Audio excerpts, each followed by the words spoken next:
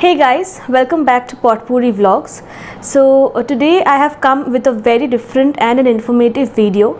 Till now you have seen more of entertainment based videos on our channel, but this is an educational one.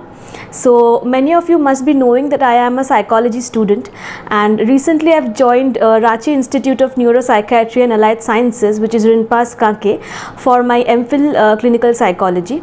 So I have actually received a lot of requests from my juniors and a lot of people who know me on social media as a psychology student to talk about my experience of how I prepared for my MPhil entrance examination and what was the entire process like. So today I'll be talking about that.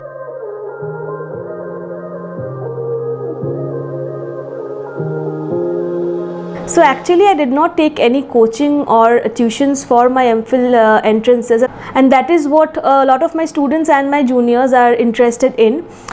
So first things first, the first step of your MPhil preparations should be actually finding out the institutes which offered the course and making a preference list. So the best way to find out which institutions are offering MPhil clinical psychology, you must go to the RCI website. You must be knowing, if you are a psychology student watching this, that to become a clinical psychologist, one has to complete an MPhil from an RCI recognized institute. The full form of RCI is Rehabilitation Council of India. So after you complete your MPhil from an RCI recognized institute, you get a license. Just like doctors have their practicing license, you will also get your license and you can practice independently as a clinical psychologist, as well as you will be eligible for any government posts of the same. So the first thing which you need to do, as I mentioned, visit the RCI website, go to the approved institution section and just download the latest PDF that they keep updating on the website. There you will actually get the full list of each institution state-wise and the academic session till which the recognition has been granted. I would recommend you to make your preference list as per the ranking and reputation of the institutions. So there are many ways to make the preference list. I kept the institutions which offer a stipend at the top, and then I went down to the others. For example, Nimhans, CIP, Rinpas, IBHAS, all of these institutions and more, they offer a stipend for MPhil. Again, I kept the private institutions after the government institutions. So government institutions were my priority. So the next point is, when do I start preparing? So that is a very subjective thing, I believe. The preparation actually has three different stages.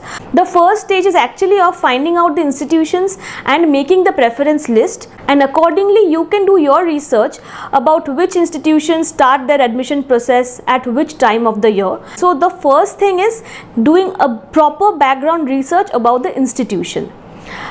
The second step in preparation is, of course, preparing for the written examination, and the third step will be preparing for the interview.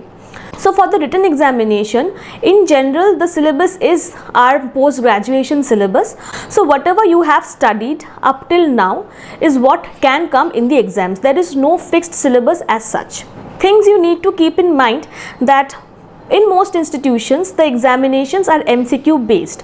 So you need to have your concepts clear, as well as you need to have a good grip on the factual parts as well. Names of the schools, names of different theories. Preparation for the written examination should at least start 3-4 months before the examinations.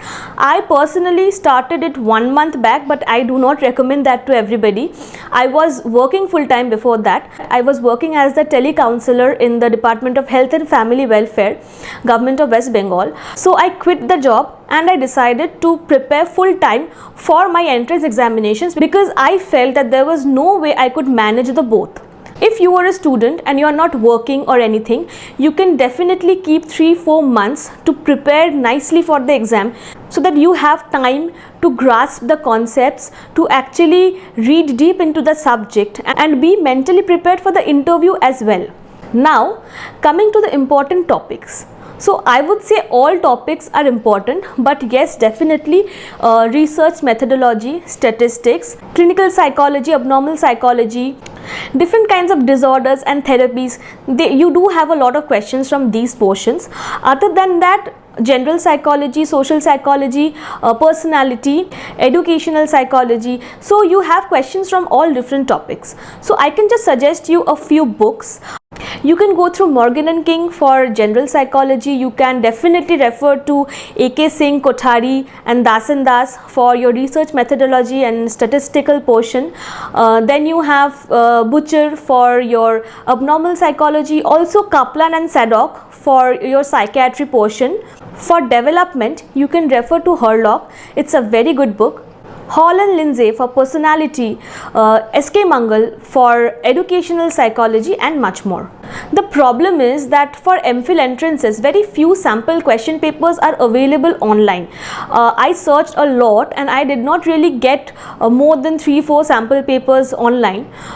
So what you can do is you can practice MCQs from the NET syllabus, paper 2 and paper 3 for psychology. You can also search online for psychology MCQs. You get a few here and there. For example, Blackwell Publishing is a website which I refer to.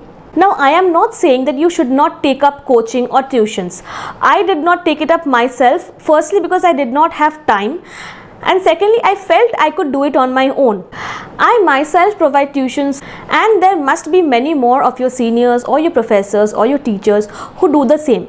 If you have the time and the resources, and if you want to, you can definitely go for coaching or tuitions, as you will get good guidance and a systematic approach. All I am saying is it is not mandatory.